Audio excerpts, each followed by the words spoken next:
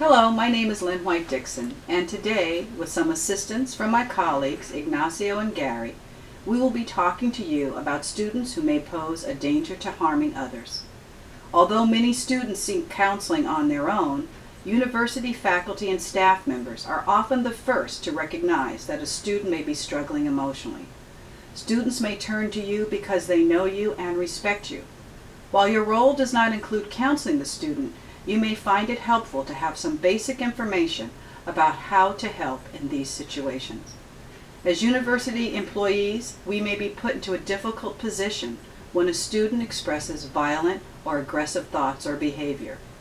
Our comfort level with how people exhibit their strong emotions affects how we may react when people are exhibiting strong emotions that may indicate anger, disappointment, or hurt.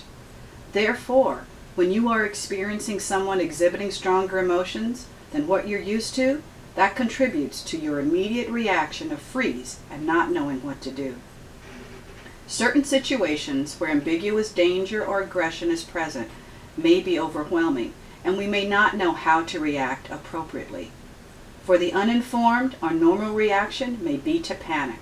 However, an informed individual will feel calmer and empowered to take appropriate action. This video is intended to meet this objective and to help you make appropriate choices in how you choose to react. Our number one concern is safety, the safety of you and others. Again, we're going to be talking today about recognizing dangerous behavior, responding to it, and referring the student to the counseling center so that they may receive help.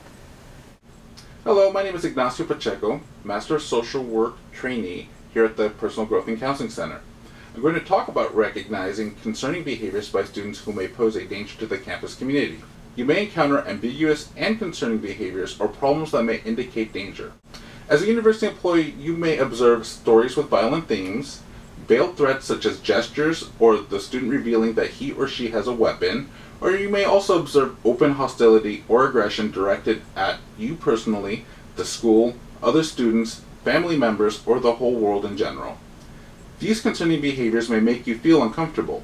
In recognizing them, you will be able to respond appropriately if the student's behavior increases your concern for your safety and the safety of others. When a student's behavior becomes dangerous, it is important to recognize the danger and may indicate that emergency intervention through law enforcement may be necessary.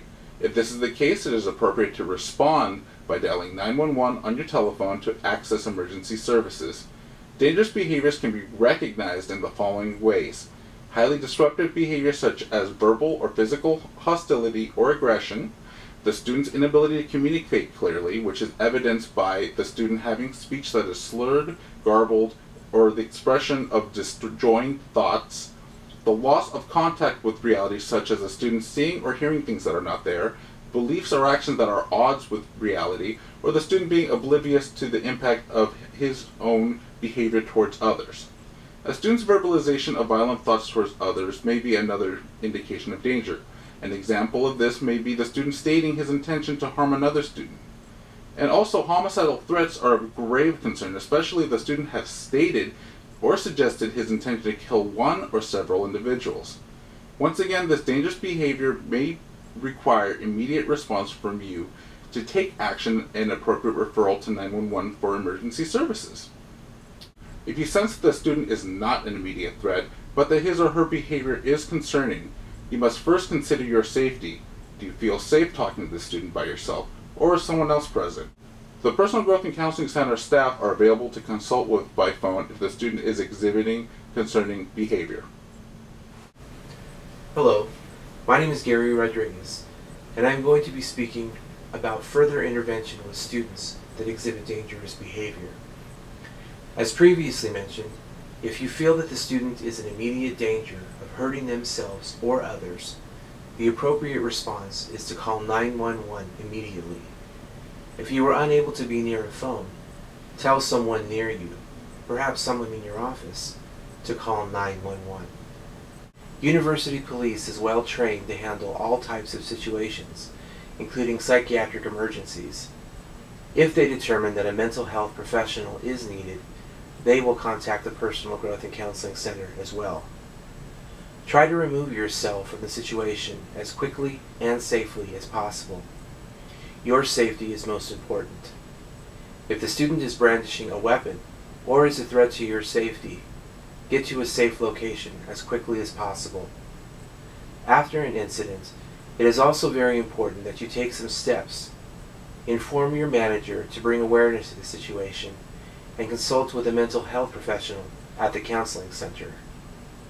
It is important to alert the center about the incident so that we can take necessary action. You can receive your own emotional support and debrief if necessary.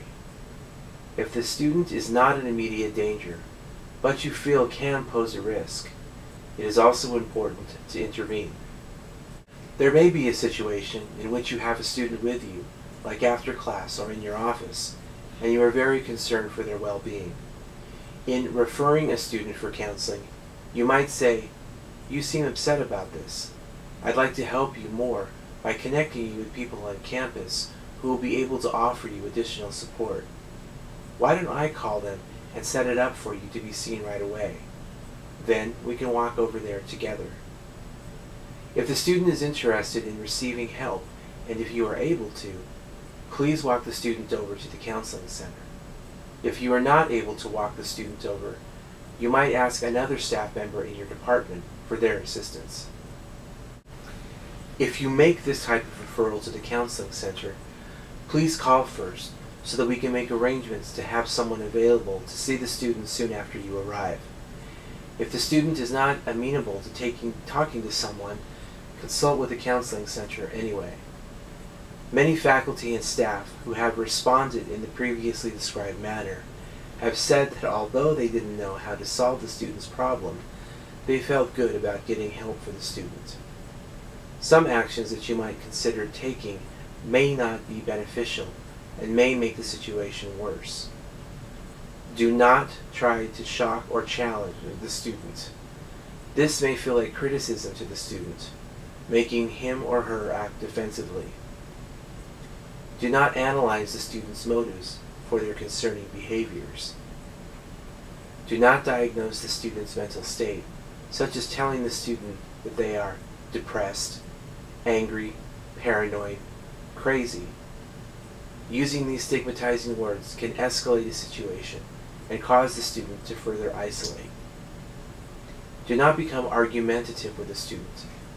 If the student becomes confrontational or hostile, arguing with him or her will exacerbate the situation. Attempt to diffuse the situation by acknowledging their feelings of upset. Do not react with shock or disdain at the student's thoughts and feelings. Finally, do not minimize the student's distress. They may not have anyone to talk to, and you become the one person in their lives that is listening. We are here to help you in these situations. Know what your limitations are and that you have support. You are not expected to save the student, but with careful response and referral, you can make a positive impact towards their well-being.